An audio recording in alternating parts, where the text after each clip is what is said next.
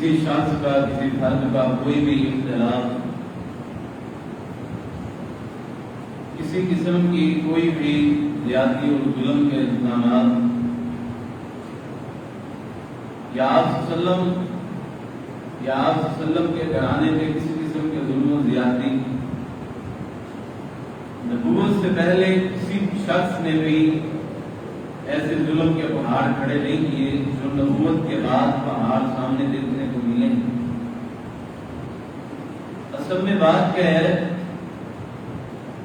اللہ تعالیٰ نے جب نبوت عطا فرمائی،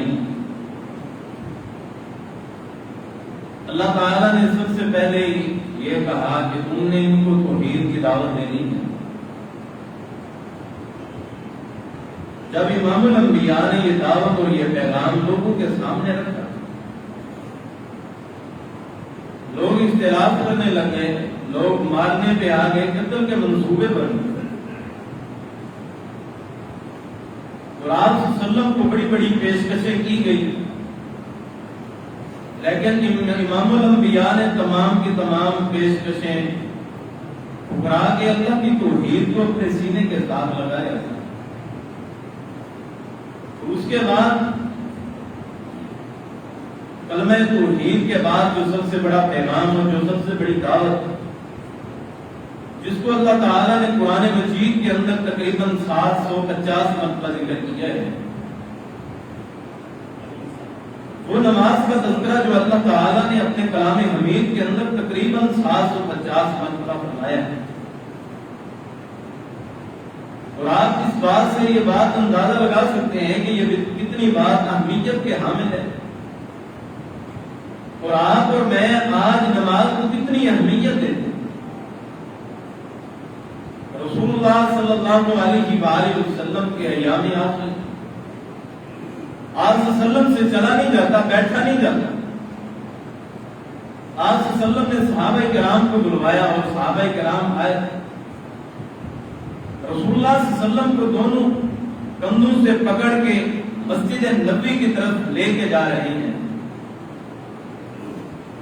اب امام الانبیاء کو یہ کوئی فکر نہیں ہے کہ میں نے تجارت بھی کرنی ہے، میرے گھر والے بھی ہیں، تمام چیزیں، بیماری کے باوجود بھی، اور اتنی شدت کی بیماری کہ اصحاب فرماتے ہیں کہ آپ صلی اللہ علیہ وسلم کے امام الانبیاء کے پاؤں مبارک نیچے سکتے ہوئے جا رہے تھے، تو ہم نے اپنے کندھوں پہ بھی اٹھایا ہوا تھا امام الانبیاء، لیکن رسول اللہ صلی اللہ علیہ وسلم ایک ہی بات کہہ رہے کہ مجھے نماز کی طرف لے کے چلو، مجھے مصلی امامت کی طرف لے کے چلو۔ حضرت ابوبکر صدیق رضی اللہ تعالیٰ عنہ امامت کروا رہے ہیں، پتہ لگا کہ امام الانبیاء پیچھے آئے ہیں، تو پیچھے ہٹنا چاہا۔ رسول اللہ صلی اللہ علیہ وسلم نے فرمایا کہ ابوبکر پیچھے نہ ہٹو، اللہ نے قانون یہ بنوانا چاہا ہے ابوبکر اگر محمد رسول اللہ صلی اللہ علیہ وسلم کی موجودگی کے اندر کسی کی امامت کروانا جائز ہے تو صرف حضرت ابوبکر صدیق ہے۔ آپ صلی اللہ علیہ وسلم آئے اور آپ صلی اللہ علیہ وسلم نے آ کے بیٹھ کے نماز پڑھائی، اور باقی نماز جو پہلے پڑھ چکے تھے آپ نے، وہ باقی نماز کے بعد میں دہرا۔ بات بیان کرنے کا مقصد اور مطلب کیا ہے کہ اتنی شدت اور اتنی تکلیف کے باوجود بھی آپ نے نماز کو نہیں چھوڑا۔ آج ہمارے پاؤں کے اندر چھوٹا سا کانٹا کیا لگ جائے، ہم تو کوئی بہانہ تلاش کرتے ہیں کہ کسی طرح مسجد سے دور ہوا جائے، اللہ کی عبادت سے دور ہوا جائے، ہم تو کوئی بہانہ تراشتے اور تلاش کرتے ہیں، لیکن امام الانبیاء جناب محمد رسول اللہ صلی اللہ علیہ وسلم کی یہ سیرت اور یہ زندگی، شاید کہ آج سے قبل آپ نے وہ نماز کے موضوع کے حوالے کے ساتھ، اور یہ کس قدر حوالے کے ساتھ، کتنا اہمیت کے حوالے کے ساتھ یہ موضوع ہے، اور کتنی اہمیت یہ موضوع رکھتا ہے۔ کیا نماز نہ پڑھنے کے بعد بندہ مومن رہتا ہے؟ کیا بندہ کلمہ پڑھ لینے کے بعد اور نماز کا انکاری، چاہے وہ اعتقادی رہے یا عملی رہے، کیا وہ بندہ مومن رہتا ہے یا نہیں رہتا؟ آپ صلی اللہ علیہ وسلم نے اتنی تکلیف کے باوجود آپ نے نماز کو نہیں چھوڑا، اور آپ صلی اللہ علیہ وسلم نے اعلان کیا اور فرمایا، کیا فرمایا؟ الصلاۃ الصلاۃ الصلاۃ وما ملکت ایمانکم، کہ نماز کی احتیاط کرنا ہے، اس کا خیال رکھنا ہے، اس کو پڑھنا ہے، اس کے ساتھ محبت کرنی ہے، پیار کرنا ہے، اور اپنے ماتحتوں اور غلاموں کے ساتھ محبت کرنی ہے۔ اب آپ صلی اللہ علیہ وسلم نے اپنی آخری عمر کے اندر اور آخری الفاظ جو محمد رسول اللہ صلی اللہ علیہ وسلم نے مجھے اور آپ کو وصیت کے طور پہ دیے وہ نماز کے دیے کہ نماز کو اپنانا ہے، نماز کو سینے کے ساتھ لگانا ہے، کہ نماز کی حفاظت کرنی ہے۔ آپ دیکھیں کہ نماز کتنی افضلیت کے حامل ہے۔ یہ بھی تو فرما سکتے تھے کہ تم نے اپنی تجارت کی، اپنے مال و دولت کی، اپنے بینک بیلنس کی، اپنی زمین کی تم نے حفاظت کرنی ہے، اپنے والدین کی پرورش کرنی ہے کیونکہ اس کا اجر بہت زیادہ ہے، تم نے حج ادا کرنا ہے کیونکہ اس کا اجر بڑا ہے۔ بندہ حج کرے اللہ صاحب کا پچھلے سارے گناہ معاف فرما دیتے ہیں۔ تم نے رمضان المبارک کے روزے رکھنے ہیں، قرآن مجید کو حفظ کرنا ہے، قرآن مجید کو پڑھنا ہے۔ میں ہر حرف کے بدلے کے اندر تمہیں ایک نیکی عطا کروں گا، اور ہر لفظ کے بدلے کے اندر جتنے اس کے اندر حرف ہوں گے اتنی نیکیاں دگنا کر کے، اور جتنے اخلاص کے ساتھ پڑھو گے میں اتنی نیکیاں عطا کروں گا۔ اللہ تعالیٰ نے یہ کوئی بھی بات محمد رسول اللہ صلی اللہ علیہ وسلم سے نہیں کہلوائی۔ کون سی بات کہلوائی ہے؟ آپ صلی اللہ علیہ وسلم نے ایک مرتبہ لفظ نہیں کہا کہ الصلاۃ بابا قدم ہے، آپ نے فرمایا الصلاۃ الصلاۃ الصلاۃ۔ کس قدر تاکید کر کے آپ صلی اللہ علیہ وسلم نے الفاظ فرمایا کہ میری امت محمدیہ تم نے نماز کی حفاظت کرنی ہے۔ اور امام الانبیاء جناب محمد رسول اللہ صلی اللہ علیہ وسلم نے فرمایا جو بندہ جان بوجھ کے 5-10 نمازیں نہیں، ہفتے 1.5 ہفتے کی نمازیں نہیں، مہینے کی نمازیں نہیں، سال بھر کی نمازیں نہیں، آپ صلی اللہ علیہ وسلم نے فرمایا کہ جو بندہ جان بوجھ کے، جس بندے کو پتہ ہے نماز کا وقت ہے، اذان کان کے اندر آ گئی اور پتہ لگ گیا نماز کا وقت ہے، وہ بندہ ایک نماز بھی جان بوجھ کے چھوڑتا ہے، امام الانبیاء نے فرمایا خارج من الملہ، وہ میری ملت سے ہی خارج ہے، وہ میری ملت کا فرد ہی نہیں ہے، میں اسے امت محمدیہ میں تسلیم نہیں کرتا۔ یہ فتویٰ میرا نہیں، میرے اساتذہ کا نہیں، میرے علماء کا نہیں، یہ امام الانبیاء کی موت اور امام الانبیاء کی تصدیق اور ان کی زبان سے نکلے ہوئے الفاظ ہیں کہ ایسا بندہ میری ملت سے خارج ہے، وہ بندہ مومن نہیں ہے۔ ایک اور حدیث سنیں، آپ صلی اللہ علیہ وسلم نے فرمایا بین العبد و بین الکفر ترک الصلاۃ۔ ایک اور حدیث بین العبد و بین الشرک کفر ترک الصلاۃ۔ آپ صلی اللہ علیہ وسلم نے فرمایا کہ مومن بندے کے درمیان اور کافر بندے کے درمیان فرق کرنے والی چیز وہ نماز ہے۔ اور دوسری حدیث کے اندر فرمایا کہ مومن بندے کے اندر اور مشرک بندے کے اندر فرق کرنے والی چیز وہ نماز ہے۔ منافقت کے اندر فرق کرنے والی چیز بھی نماز ہے۔ یہ 3 چیزیں، سب سے بڑا کفر ہے، شرک ہے، منافقت ہے۔ ان 3 درجوں سے بڑھ کے جو بندہ نماز کا تارک ہے اس کو قرار دیا گیا ہے۔ آج ہم یہ سوچتے ہیں شاید چوری کرنا بہت بڑا گناہ ہے، آج ہم یہ سوچتے ہیں کہ زنا کرنا بڑا گناہ ہے، آج ہم یہ سوچتے ہیں کہ سود کھانا بڑا گناہ ہے بھی صحیح، آج ہم یہ سوچتے ہیں کسی کے اوپر ظلم و زیادتی کرنا یہ سب سے بڑا گناہ ہے بھی صحیح، آج ہم یہ سوچتے ہیں کہ قرآن مجید کی تلاوت اور قرآن مجید سے دور ہو جانا یہ سب سے بڑا گناہ ہے بھی صحیح۔ دنیا کے اندر امام ابن قیم رحمہ اللہ فرماتے ہیں دنیا کے اندر اگر تم کسی کو دوست بناتے ہو، تم کہو گے کہ میں کسی شرابی کو اپنا دوست بنا لوں، کسی بدنام زمانہ کو اپنا دوست بنا لوں، اس کے ساتھ اپنی محبت کو قائم کر لوں، تم ایسے شخص کے ساتھ محبت نہیں کر سکتے۔ جب تم ایک چور کے ساتھ، ایک زانی کے ساتھ، ایک بدکار کے ساتھ، ایک فنکار کے ساتھ، ایک اداکار کے ساتھ، ایک چور کے ساتھ، ڈاکو کے ساتھ تم دوستی کو قائم نہیں کر سکتے۔ امام ابن قیم رحمہ اللہ فرماتے ہیں ان تمام گناہوں سے سب سے بڑھ کے گناہ یہ کہ جان بوجھ کے ایک نماز کو چھوڑ دیا جائے۔ اور آج میں نے اور آپ نے یہ سوچنا ہے کہ ہم نے کتنی نمازیں جان بوجھ کے چھوڑی ہیں۔ جان بوجھ کے ہم نہیں چھوڑ سکتے اپنی دکانداری کو، ہم نہیں چھوڑ سکتے اپنے بیوی بچوں کو، ہم نہیں چھوڑ سکتے اپنے گھرانے والوں کو، ہم اپنے ذریعہ معاش کو نہیں چھوڑ سکتے۔ مجبوری ہے، کیا مجبوری ہے اس قدر؟ امام الانبیاء جناب محمد رسول اللہ صلی اللہ علیہ وسلم جب اذان ہو جاتی، سیدہ فاطمہ عائشہ رضی اللہ تعالیٰ عنہ فرماتی ہیں جب اذان کی صدائیں بلند ہو جاتی امام الانبیاء اس قدر ہو جاتے جس قدر ہمیں جانتے نہیں ہیں اور جلدی کرتے کہ وہ مسجد کی طرف آ جاتے ہیں۔ آج ہماری یہ کوشش ہوتی ہے کہ ہم سب سے آخری صف کے اندر ہم موجود ہوں، سب کی آخری صف کے اندر پیچھے ہماری 4 بعد کے اندر آ کے گھنٹہ 1.5 گھنٹہ ہم بعد میں آ کے نماز پڑھ لیں۔ اور یہ بھی بات یاد رکھیں امام ابن باز رحمہ اللہ وقت کے بہت بڑے محدث اور عرب کے بہت بڑے شیخ گزرے، ان سے ایک شخص نے سوال کیا کہ ایسا شخص جو الارم لگاتا ہے کہ میں نے فجر کی नमाज नहीं पढ़नी और 8 बजे का अलार्म लगा लेते हैं कि मैं 8 बजे उठूंगा तो फिर पढ़ लूंगा, वो पढ़ लूंगा तो फिर पढ़ी भी नहीं जाती, वो फिर भी पढ़ता नहीं है। ये सवाल किया गया इमाम इब्न बाज रहमतुल्लाह से। वो फरमाते हैं ऐसे बंदे को कलमा पढ़ना उसको कोई फायदा भी नहीं देगा जो ये अलार्म लगा के सोता है कि फजर की अजान हो जाए और नमाज गुजर जाए और ये सोया रहे। फरमाते हैं कि ऐसे बंदे को मुसलमान कहलाने का हक ही नहीं है। फरमाते हैं कि ऐसा बंदा काफिर। ये इमाम इब्न बाज रहमतुल्लाह के अल्फाज हैं, ये मेरे लफ्ज नहीं है। इमाम बाज रहमतुल्लाह और मुहद्दिसीन इकराम और सहाबा इकराम की जिंदगी और उनका इतना सख्त मौक़िफ़ किस लिए था कि जिंदगी के अंदर मकसद खाना पीना नहीं है, खाना पीना और सोना नहीं है। खाते पीते तो ये जानवर भी हैं, ये कुत्ते गधे भी हैं, खंजीर भी हैं। इनसे अल्लाह ने हमें अशरफुल मखलूक़ात बनाए। अगर हम इनकी तरह खा पी के सो जाएं तो फिर हम ये खंजीर और जानवरों से बदतर इंसान होंगे।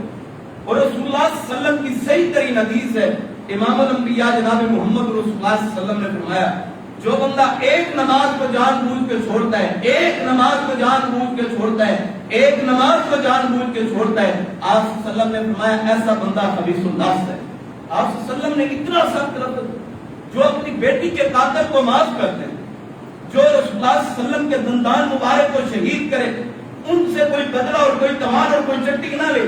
आपकी गर्दन मुबारक के ऊपर, गर्दन के ऊपर जो है गंदी कोजरी डाली जाए, आप सल्लम बदला ना लें। लेकिन ऐसे शख्स के लिए आप सल्लम ने भी बददुआ की है कि ऐसे लोग खबीसुन नफ्स लोग हैं जो नमाज के जानबूझ के नमाज को जानबूझ के छोड़ देते हैं। ये भी कोई मसला है, ये भी कोई बड़ी बात है। इधर से अजान सुनी और इधर से निकाल दी। अपनी जमींदारी है जी, अभी जमीन पे काम करना है, अभी तमाम कुछ करना है। वही जमीन के अंदर से अनाज निकालने वाली जात अल्लाह की है। हम क्या है दुनिया के अंदर, हमारी क्या हैसियत है? ये जो कागज के टुकड़ों की तरह ये बैरी जहाज जो समंदरों के अंदर अल्लाह ताला ये चला देते हैं और समंदर की मौजें जिस तरह उसे कंट्रोल कर लेती हैं, कवर कर लेती हैं, ये सिर्फ अल्लाह की कुदरत है। इसके अलावा कोई बंदा भी उसकी कुदरत को नहीं पहुंच सकता। कितने हम रोजाना टनों मनो जो है वो सांस लेके अपने फेफड़ों को बचा के, हमें पता ही नहीं है हम सांस भी ले रहे हैं। अल्लाह की ये नेमत नहीं। अल्लाह ताला ने जब बंदगी के लिए पैदा किया, नमाज के लिए पैदा किए, अब सुनी बात और निकाल दी। ये कौन सा हमारा मुरीद है? ये तो हुफाज का, ये तो उलमा का है, ये तो मस्जिद के मुल्लाओं का है, ये तो क़यामत वाले दिन पता लगेगा। और इमाम अहमद बिन हंबल रहमतुल्लाह फरमाते हैं जो बेनमाज बंदा है उसे मुसलमानों के कब्रिस्तान के अंदर दफन ना किया। बेनमाज बंदा जो है उसका मुसलमानों से ताल्लुक ही नहीं है। और रसूलुल्लाह सल्लल्लाहु अलैहि वसल्लम ने फरमाया खरज मिनल मिल्ला, मेरी मिल्लत से खारिज है। ऐसे बंदे को मुसलमानों के कब्रिस्तान के अंदर दाखिल नहीं करना चाहिए, उधर मैयत उसकी दफन नहीं करनी चाहिए। आज हम बड़ा इख्तिलाफ करते हैं कि कादियानी को हमारे मुसलमानों के कब्रिस्तान के अंदर दाखिल नहीं करना चाहिए, तो मुसलमानों को ये बात समझ नहीं आती कि बेनमाज बंदे को भी कब्रिस्तान के अंदर दाखिल नहीं करना चाहिए, उधर दफन नहीं करना चाहिए। ये बात नहीं समझ आती। नमाज जिस कदर अहमियत के हामिल मसला है, नमाज जिस तरह बुनियाद है, असास है। आज सल्लल्लाहु अलैहि वसल्लम ने फरमाया अस्सलातु इमादुद्दीन, दीन बुनियाद है। दीन की बुनियाद जो है वो नमाज पे कायम रखी गई है। इमाद किसे कहते हैं? मुहद्दिसीन इकराम ने इमाद का माना बयान किया है कि एक बंदा इमारत तामीर करे और उसके दरमियान एक ही सतून खड़ा किया जाए और बड़ी बड़ी बिल्डिंगें खड़ी कर दी जाए उस सतून के बलबूते के ऊपर। अगर उस सतून को गिरा दिया जाए तो तमाम चीजें जो है वो बर्बाद और हलाक हो जाती हैं। मतलब क्या है? ये मतलब कि बंदा रमजान मुबारक के 30 दिन के रोजे रखता है, बंदा हज भी हर साल करता है, उम्रे भी करता है, ज़कातें भी अदा करता है, बंदा सदकात भी करता है, फितराना भी देते हैं, अल्लाह के रास्ते के अंदर जो है वो खर्च बड़ा करता है, गनी बड़ा है, इसका अखलाक बड़ा अच्छा है। अगर ये बंदा नमाजी नहीं है, अल्लाह ताला को इसके अमल की किसी की जरूरत ही नहीं है। ये ना दे ज़कात, अल्लाह को इस बंदे के ज़कात की जरूरत नहीं है। अल्लाह ताला के बुलावे को छोड़ के ही अपने कारोबार को तरजीह देते हैं। तुमने क्या समझा? शिरक सिर्फ यही है कि कड़े पहन लेना, कब्रों के ऊपर छाड़े चला लेना, सजदे कर लेना, सिर्फ यही शिरक है। बल्कि शिरक ये कि जो बंदा अल्लाह के हुक्म के बावजूद बंदा अपने नफ्स की ख्वाहिशात को मुकद्दम कर दे और अल्लाह की पुकार को पीछे कर दे, ऐसा बंदा मुशरिक है। ऐसे बंदे ने अल्लाह के साथ शिरक की है। और जो बंदा अल्लाह की पुकार को छोड़ता है, अल्लाह की दावत को छोड़ता है, हय्या अल सलाह को छोड़ता है, हय्या अल फलाह को छोड़ता है, ऐसा बंदा मोमिन है। ऐसा बंदा मोमिन नहीं है। نہیں ہے، ایسا بندہ مسلمان نہیں ہے۔ وہ بڑے خوش فہمی کے اندر نہ رہے کہ اللہ بڑا غافر ہے، غفور ہے۔ یہ محمد رسول اللہ صلی اللہ علیہ وسلم کے 4-5 فتاوا آپ کو سنا چکا ہوں کہ وہ ملت سے خارج ہے، تو اس کی بخشش کس طرح ہوگی؟ نماز بنیاد ہے، نماز اساس ہے۔ آپ صلی اللہ علیہ وسلم دعوت دیتے کہ آپ دعوت کو اپنا لیں، نبوت ملی۔ آپ صلی اللہ علیہ وسلم کہتے کہ دعوت کو، دین کو اپنا لیں۔ یہ کیا کہتے؟ وجدنا علیہ آبانا، ہم نے اس پہ اپنے آبا و اجداد کو پایا۔ سارے پیو دادا بیوقوف سن، ان کو کوئی بات سمجھ نہیں آئی، ان کے ذہن کے اندر کوئی بات بھی نہیں بیٹھی، ان کو کسی بات کا بھی کوئی پتہ نہیں لگا، ان کے ذہن کے اندر کوئی بات، ان کو کسی بات کی سمجھ نہیں آئی۔ ہم تیری بات کو مان لیں، تیری تو ماں بھی نہیں ہے۔ رسول اللہ صلی اللہ علیہ وسلم کو یہ تانا دیا جاتا تھا، یاد رکھیں دین غریبوں کا دین ہے، جنہوں نے سینے کے ساتھ لگائے۔ امام الانبیاء کو کیا تانا دیا جاتا؟ آپ کے تو والدین بھی نہیں ہیں، تو بکریاں چرا کے تھوڑی بہت مزدوری لیتا ہے اور تو کہتا ہے کہ میں نبی بن کے آ گیا ہوں۔ اللہ تعالیٰ نے حوصلہ اور تسلی دی ہے، فرمایا کہ ان کی تمام باتوں کی پرواہ نہیں کرنی۔ ان اللہ معنا، میں جو اللہ جو ساتھ ہے۔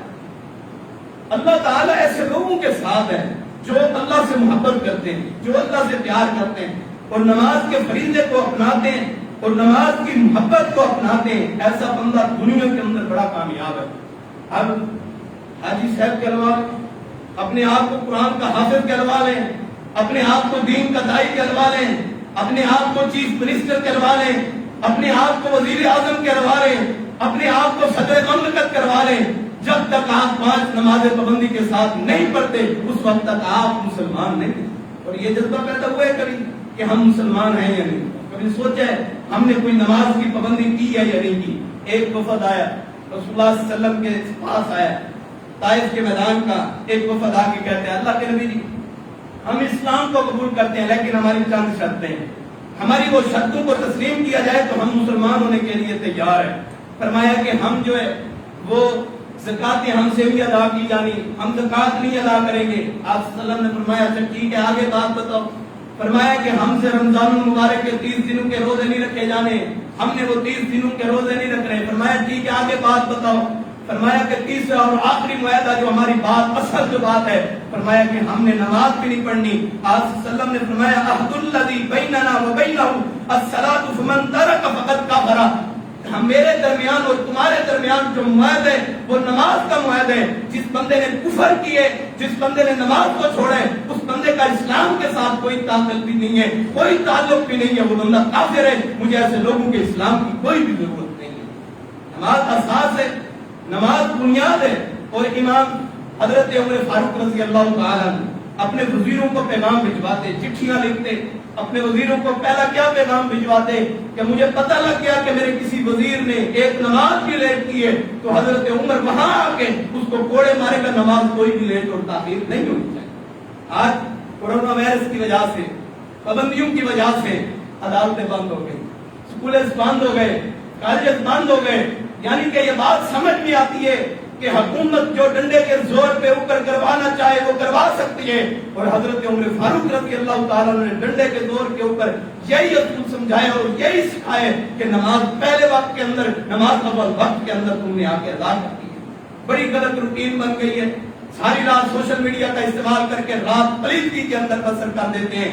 امام الانبیاء جناب محمد رسول اللہ صلی اللہ علیہ وسلم نے فرمایا جو بندہ فجر کی نماز چھوڑتا ہے، دوبارہ سنیں یہ حدیث، دوبارہ سنیں، محمد رسول اللہ صلی اللہ علیہ وسلم نے فرمایا کہ جو فجر کی نماز جان بوجھ کے چھوڑ دیتا ہے اور سکون کے ساتھ اپنے بستر پہ لیٹا رہتا ہے، ایسا بندہ اپنے ایمان کی فکر کرے۔ ایسے بندے کے دل کے اندر ایمان موجود نہیں، اس کے دل کے اندر ایمان موجود نہیں تو وہ مسلمان کس طرح ہوگا، وہ مومن کس طرح ہوگا؟ اس کے دل کے اندر جب ایمان ہی موجود نہیں ہے تو آئیں اپنے ایمان کو چیک کریں، ہمارے اندر ایمان کتنا ہے، ہمارے اندر اللہ کی محبت کتنے ہے، ہمارے اندر اللہ کا پیار کتنا ہے۔ آپ یہ بات بتائیں کہ ایک شیطان مردود جسے کہا جاتا ہے، جسے شیطان مردود کہا جاتا ہے، دھتکارا ہوا کہا جاتا ہے، اس نے کتنے سجدوں کا انکار کیا تھا؟ صرف ایک سجدے کا انکار کیا تھا، اللہ نے اس کے لیے اتنا بڑا عذاب دیے، اس کی دنیا بھی برباد ہے، آخرت بھی اللہ نے اس کی برباد کر دی ہے۔ جو ایک سجدے کا تارک ہو اللہ اتنی بڑی سزا دیتے ہیں، اور جو دن کے وقت ہزاروں سجدوں کا تارک بن کے اکڑ کے پھرتا رہے کاٹن کے سوٹ اور بوسکی کے سوٹ پہن کے، اور کہتا رہے کہ میں بڑا چودھری اور ملک اور جام ہوں، تیری ایسی چودراہٹ کا کیا فائدہ، تیرا تو حساب ان کے ساتھ ہے۔ امام الانبیاء جناب محمد رسول اللہ صلی اللہ علیہ وسلم نے فرمایا جو نماز کا تارک ہے، نماز کو چھوڑتا ہے، وہ بندہ یاد رکھے کہ وہ اس بندے کا حساب جو ہے وہ فرعون کے ساتھ ہوگا۔ فرعون کون ہے؟ جو اللہ کے مقابلے کے اندر کہتا ہے میں رب ہوں، اللہ کی بات کو چھوڑو مجھے مانو، میں رب ہوں، میری دعوت کو مانو۔ فرعون کہتا ہے میں رب ہوں، اللہ کہتا ہے میں رب ہوں۔ فرمایا کہ جس طرح فرعون کو عذاب دیا جائے گا، جس طرح قارون اور حمان کو عذاب دیا جائے گا، اسی طرح اس ظالم کو بھی عذاب دیا جائے گا جو نماز کا تارک ہے اور نماز کی پابندی نہیں کرتا۔ مساجد کی مساجد ویران ہے، مساجد کے اندر نماز ہی نہیں ملتے، سینما کا بھرے ہوئے ہیں۔ آج صرف یہ جمعہ پڑھنے کے لیے یہ مسلمان تشریف لاتے ہیں، صرف ان پہ جمعہ فرض ہے، جمعہ بھی نہ پڑھنے آیا کریں۔ اللہ کا بلاوا صرف جمعہ کے وقت سنائی دیتے، 5 وقت اللہ تعالیٰ کی روزانہ کی پکار کوئی سنائی نہیں دیتی، صرف جمعے کا ایک پیغام بڑا یاد آ جاتا ہے۔ 5 نمازوں کی پابندی کرنا ہر مسلمان کے اوپر فاتحہ ضروری ہے۔ ایک جمعے کی نماز پڑھ کے بڑے کہتے ہیں کہ ہم جمعے کی نماز پڑھ کے آ گئے، اور بڑا سمجھتے ہیں کہ ہم نے اللہ پہ بڑا احسان کر لیا، بڑا مارکا مار کے آ گئے۔ یاد رکھو، اپنے ایمان کی فکر کرو، اگر سچے مومن بننا چاہتے ہو، سچے دیندار بننا چاہتے ہو، سچے اللہ کے محبت کو اپنانا چاہتے ہو، تو پھر نماز کی پابندی کرتے ہو۔ نماز کوئی عام اور معمولی بات نہیں ہے نمازوں کے اندر، اور نماز جو پڑھنے آتے ہیں ان کا عجیب طریقہ ہے۔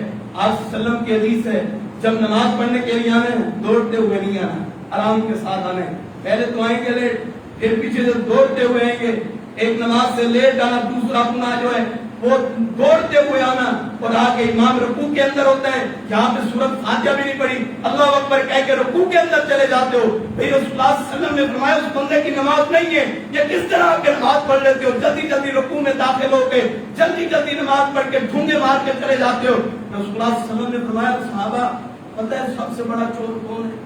صحابہ نے فرمایا اللہ کے نبی جی وہ چور ہے، وہ چور ہے، وہ چور ہے۔ آپ صلی اللہ علیہ وسلم نے فرمایا کہ نہیں، سب سے بڑا چور وہ بندہ ہے، وہ چور ہے، سب سے بڑا وہ چور ہے جو نماز کے اندر آ کے تیزی کرتا ہے، نماز کے اندر آ کے جلدی کرتا ہے، یہ سب سے بڑا چور ہے، یہ سب سے بڑا خائن ہے جو اللہ کے ساتھ خیانت کرتا ہے، جو اللہ کے ساتھ بغاوت کرتا ہے، اللہ کی ملاقات کے لیے جلدی جلدی آ کے 3 منٹ لگاتے ہیں 4 رکوع کو پڑھنے کے بعد بھائی آیا ہے تو اللہ کے دربار میں ہے، اللہ اکبر سکون سے کہے، سورۃ فاتحہ پڑھ، تم اس کے بعد کوئی سورت پڑھ، سبحان ربی العظیم ربنا ولک الحمد کے تمام نماز پڑھ، سکون اور اطمینان سے پڑھ نماز، تجھے پتہ لگے کہ کیا کہہ رہا ہوں اللہ سے اور کیا مانگ رہا ہوں میں اللہ سے۔ آتے ہیں نماز میں داخل ہو گئے، نماز میں آ کے تیزی سے داخل ہونے کے بعد پھر کیا کرتے ہیں، نماز کے اندر کبھی کپڑے سے ہٹ کر لی، کبھی اپنی داڑھی سے ہٹ کر لی، کبھی اپنے گھڑی کو دیکھ لیا، کبھی اپنے بٹنوں کو بند کر لیا، کئی تو دوست ہوتے ہیں پیچھے سے ہی بازو جو ہے وہ اوپر کر کے آتے ہیں۔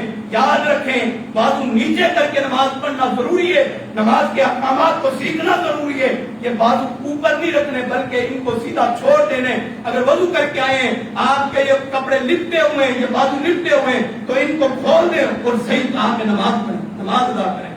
آج کسی چیز کو نہیں چلتے سامنے بیٹھے ساری چیز نوکری کرنے پہ آ جاتے ہیں، سارا کچھ دنیا کو دے دیا، تمہیں اللہ کو کیا دیا؟ اللہ کے سامنے کون سی تُو نے پیشانی رکھی ہے؟ کیا تیرے پاس کوئی ایک سجدہ ایسا ہے؟ کوئی زیادہ نہیں، 2 رکعتیں ایسی ہیں جو اللہ کی عدالت کے سامنے پیش کرتے اور اللہ کو یہ کہے کہ اللہ اور کچھ نہیں ہے، صرف یہ 2 رکعتیں، اس کے بلبوتے کے اندر تمہیں معاف کر دے۔ اپنے علاقے کے اندر جاتے ہیں، چکر لگاتے ہیں، دلی افسوس ہوتا ہے، یقین کریں دلی افسوس ہوتا ہے، مساجد کے اندر کوئی نماز پڑھنے کے لیے نہیں، صفائی تو دور کی بات ہے، اللہ کے گھر کی حفاظت تو دور کی بات ہے، مساجد کے اندر نماز ہی نہیں ملتے۔ چوکوں کے اندر کھڑے ہوئے یہ بدماش اور عیاش دیکھ رہے ہیں جو مسلمان بیٹیوں کو دیکھتے ہیں اور مسلمان بیٹیوں کا مذاق اڑاتے ہیں۔ ہر چوک کے اندر آپ کو بغیرت انسان ملے گا، لیکن جو مسجد کے اندر ملے گا آپ کو مومن بندہ ملے گا۔ ہر چوک بھرے ہوئے ہیں، بازار بھرے ہوئے ہیں اور مساجد ویران ہیں۔ یاد رکھیں یہ قیامت کی نشانی ہے۔ آپ دیکھیں اگر آپ کا بابا زندہ ہے، آپ کو فجر کی نماز ٹائم اٹھاتا ہے، آپ یقین جانیں بڑے خوش نصیب بندے ہیں۔ ایسے خاندانوں کو جانتا ہوں جن کے والد فوت ہوئے، ان کا خاندان سارا خاندان بے نماز بن گیا، نماز کا پتہ ہی نہیں۔ اللہ کا پتہ ہی نہیں ہے نماز کہتے کسے ہیں, عبادات کسے کہتے ہیں, اس بات کا کسی بات کا بھی اس کو نہیں پتا. آج کینسر کی بڑی فکر ہے, شوگر کی بڑی فکر ہے, بلڈ پریشر کی گولیاں نہ ختم ہو جائیں, کہیں انسولین ختم نہ ہو جائیں, کہیں رات کے وقت OAT1 کی گولی لے کے سونا وہ ختم نہ ہو جائیں. اپنی دوائی کی فکر ہے, کہیں یہ بھی فکر ہے کہ یار آج میں نے 5 نمازیں پڑھی ہیں اور ان میں سے اللہ کے دربار میں کون سی قبول ہوئی ہے, جب تم اپنا حساب خود لگا دے. قیامت کے دن تو اللہ کی عدالت کے اندر وہ فیصلہ ہونا دور کی بات ہے. رات کو چارپائی کے اوپر سو کے دیکھ, سارا دن 12 گھنٹے 14-15 گھنٹے 8-10 گھنٹے دکان کو دیے, اپنے کاروبار کو دیے, اپنی زمین کو دیے, اپنے بچوں کو دیے, سارا کچھ کیے. جو اللہ کے لیے گھنٹہ نکالا تھا اس کا حساب لگا. کوئی ایک 60 منٹ کے بدلے کے اندر کوئی 6 نیکی آئی ہے, تیرے بدلے کے اندر کوئی 6 نیکیاں بھی نہیں ہے. کیا کرتا ہے نماز پڑھنے کی آپ کرا, الحمدللہ رب العالمین الرحمن الرحیم کیر لگا کے آگے نماز پڑھنا شروع ہو جاتے ہو. بھائی اطمینان سے پڑھے نماز, اللہ کی بندگی اطمینان کے ساتھ پڑھے, اخلاص کے ساتھ کرے کہ جو اللہ کے پیغمبر نے جس طرح نماز پڑھی ہے اس طرح تم نے نماز پڑھنی ہے تو تمہاری نماز قبول ہے. اگر امام الانبیاء کے طریقے کے مطابق امام الانبیاء جناب محمد رسول اللہ صلی اللہ علیہ وسلم منبر پہ کھڑے ہو گئے, منبر پہ کھڑے ہونے کے بعد فرماتے ہیں اے صحابہ میری نماز کو دیکھ لو, میں کس طرح نماز پڑھتا ہوں. آپ صلی اللہ علیہ وسلم کے وہ گھر کے حالات جو اما عائشہ نے بیان کیے, جو ایسے حالات جن کو بیان کرنا بڑا مشکل تھا, آج وہ بھی پتہ لگ گئے. امام الانبیاء نے اپنے منبر پہ کھڑے ہو گئے, اپنے صحابہ کو فرمایا اے صحابہ دیکھ لو میں کس طرح نماز پڑھ رہا ہوں. آپ صلی اللہ علیہ وسلم نے نماز پڑھ کے دکھائی ہے. کیا رسول اللہ صلی اللہ علیہ وسلم کی نماز کو صحابہ نے چھپا لی ہے؟ کیا صحابہ نے ان کی نماز کو کوئی مخفی رکھ لی ہے؟ صحابہ کی نماز سے انہوں نے کوئی اپنی بات کوئی نازل کر لی ہے؟ خود پڑھیں, خود تحقیق کا مادہ پیدا کریں, اپنے اندر پیدا کریں. یار میں سورۃ فاتحہ پڑھتا ہوں, یہ کوئی حدیث بھی ہے یا اس طرح آگے پڑھ دیتا ہوں؟ میں ہاتھ باندھتا ہوں سینے پہ, میں اپنے ناف پہ ہاتھ باندھتا ہوں, اپنے ہاتھوں کو چھوڑتا ہوں, اپنا رکوع اور سجود کرتا ہوں. کیا یہ طریقہ محمد رسول اللہ صلی اللہ علیہ وسلم کے مطابق ہے یا نہیں ہے؟ ہماری دعوت اور ہمارا فکر یہ, خود قرآن کو پڑھیں, خود حدیث مبارکہ کو پڑھیں کہ محمد رسول اللہ صلی اللہ علیہ وسلم کی حدیث کیا کہتی ہے, محمد رسول اللہ صلی اللہ علیہ وسلم کا پیغام کیا کہتے ہیں, محمد رسول اللہ صلی اللہ علیہ وسلم کی دعوت کیا کہتی ہے, اس کو اپنائیں. محمد رسول اللہ صلی اللہ علیہ وسلم نے کتنے بڑے بڑے واعظ کیے اور کتنے بڑے بڑے واعظ کر کے پتھر دلوں کو موم کر دیا.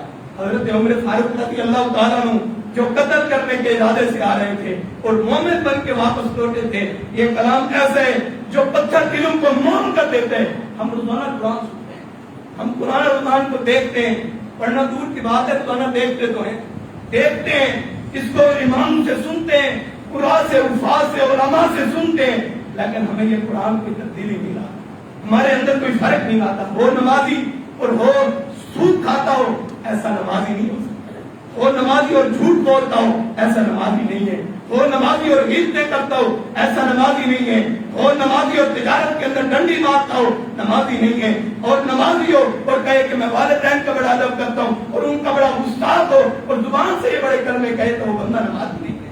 نماز کو اپنائیں, بڑی معذرت کے ساتھ بڑے سخت جملے امام الانبیاء جناب محمد رسول اللہ صلی اللہ علیہ وسلم نے فرمایا کہ ایسا بندہ جو نماز کو چھوڑ دیتا ہے, زیادہ نمازوں کو نہیں, ایک نماز کو جان بوجھ کے چھوڑ دیتا ہے, فرمایا کہ وہ بندہ خبیث و نفس بنتا ہے. ایسا بندہ خبیث ہے جو نماز کو چھوڑ دیتے ہیں, نماز کی دعوت کو چھوڑ دیتا ہے. اور جسے امام الانبیاء اتنے نرم لہجے والے, اتنے پیارے لہجے والے, اتنے دھیمے لہجے والے, جو اتنا بڑا اس کے اوپر جو ہے وہ فتویٰ لگا دے, اتنی بڑی سزا سنوا دے, تو اس بندے کا عالم جو ہے وہ قیامت والے دن کیا ہوگا. اور رسول اللہ صلی اللہ علیہ وسلم فرماتے ہیں میرا دل یہ چاہتا ہے امام اذان ہو جائے, مؤذن اذان دے دے اور اقامت کہہ دی جائے, میں مصلی امامت کو چھوڑ کے میں ان لوگوں کے گھروں کی طرف چلا جاؤں جو جان بوجھ کے ابھی گھروں کے اندر موجود ہیں. میرا دل یہ چاہتا ہے کہ میں ان کے گھروں کو سب کو جلا دوں اور ان کو راکھ کر دوں. یہ امام الانبیاء جن کے دل کے اندر اتنی نرمی, اتنی قوت, اتنا بھائی چارہ, اور نماز کے معاملے کے اندر فرماتے ہیں میرے دل یہ چاہتے ہیں کہ میں ان لوگوں کے گھروں کو میں جلا دوں جو نماز کے وقت جو ہے وہ لیٹ کو آتے, جو نماز پڑھنے کے لیے ہی نہیں آتے, جو مسجد کا رخ ہی نہیں کرتے. اپنی زندگی کے لیے وقت ہے, اپنے تمام ذریعہ معاش کے لیے وقت ہے. اگر وقت نہیں درکار تو امام الانبیاء کے فرامین کے لیے اور ان کے بتائے ہوئے طریقے کے مطابق نماز پڑھنے کے لیے آج میرے اور آپ کے پاس وقت درکار ہے. اور آپ اپنی بیٹی کی شادی کر لیں, کہتے ہیں ذمہ داری پوری ہو گئی ہے, سارا کچھ پورا ہو گیا ہے.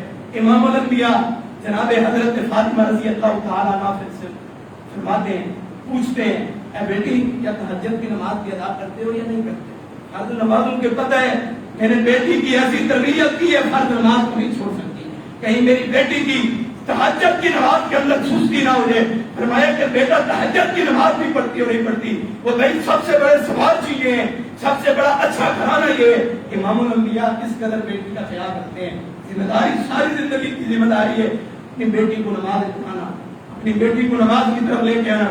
इमामुल अंबिया ने फरमाया एक औरत 4 लोगों को जहन्नम में लेके जाएगी, भाई को, बेटे को, खामन को और वालिद को जहन्नम के अंदर लेके जाएगी। ये बड़ा बाप मेरा बड़ा हाजी था, बड़ी नमाजें पढ़ता था, बड़ा कुरान पढ़ता था, भाई मेरा बड़ा आलिम था, कुरान पढ़ता था।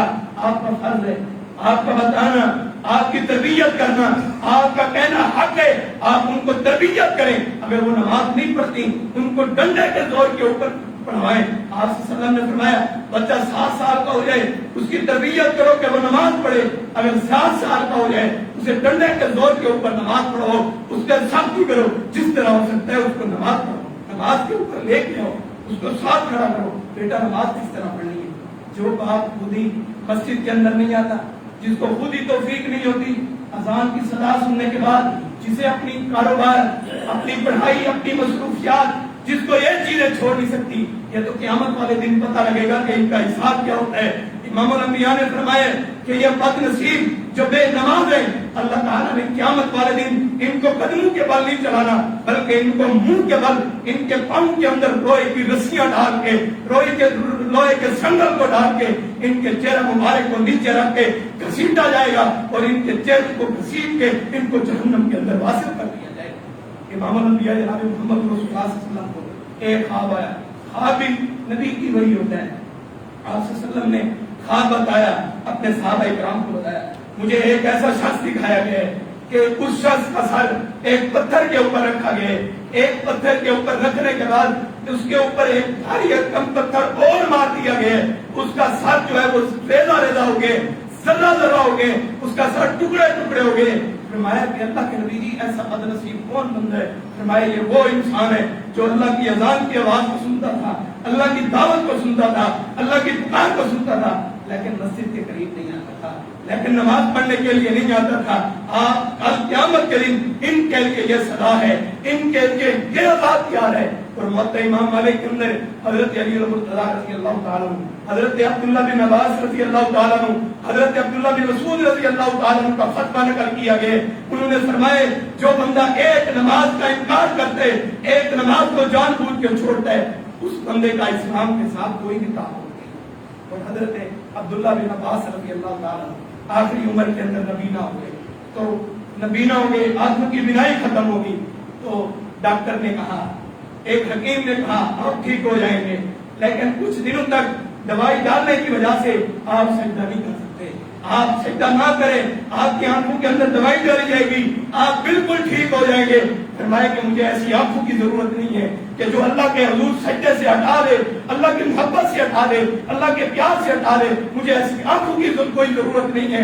मैं इन आंखों के अंदर अल्लाह की मोहब्बत देखना चाहता हूँ, अगर यही आंखें इनकी वजह से वो सजदा हट जाए, अल्लाह की मोहब्बत से दूरी हो जाए, मुझे ऐसी आंखों की जरूरत नहीं है। तो मुझे आंखों की जरूरत नहीं है, मुझे अल्लाह के घर की जरूरत है, मुझे नमाजों की जरूरत है। आप अपनी नमाजों की हिफाजत करें, अपनी नमाजों की देखभाल करें कि हमारी नमाजें कैसे हैं, हम नमाज किस तरह पढ़ते हैं और नमाज में क्या पढ़ते हैं, क्या पढ़ना चाहिए। अपने अंदर ये तहकीक कमाना और अपने अंदर ये जज्बा नमाज को सही माने के अंदर पढ़ना, अपने अंदर ये जज्बा लेके जाए। अल्लाह से दुआ है कि अल्लाह ताला हमें सही माने कुरान और सुन्नत पे अमल करने की तौफीक नसीब फरमाए।